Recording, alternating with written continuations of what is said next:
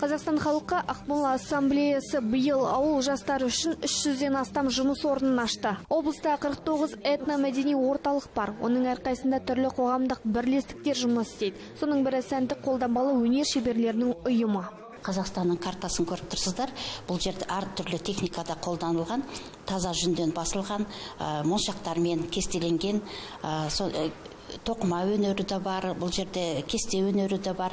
Осылай біздің шеберлеріміздің қолынан шығарған Қазақстанның картасын сыйлыққа тарттық.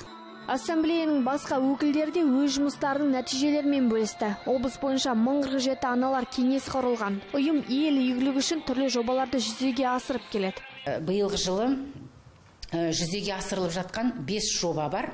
Осы жобаларды атап өтетін болсақ, ол мұрагерлер, сақтаушылар, жасаушылар жобасы, одан кейін ертегілер жолы, Қазақстан халқының тарихы мен мәдениеті жобасы, тағы да Көкшетау мәдени астана балалар көзімен жобасы, қазақтану жобасы, сонымен қатар әралуандылық бірлігі жобасы іске асырылып жатыр. Ассамблея жастары өкілдігі 80-нен астам түрлі форматтағы іс-шаралар өткізген. Онда 1500-ден астам адам қамтылған. Сондай-ақ соңғы 2 жылда Тәжікстан Республикасы сауда және кәсіпкерлік саласына $98 миллион инвестиция салған.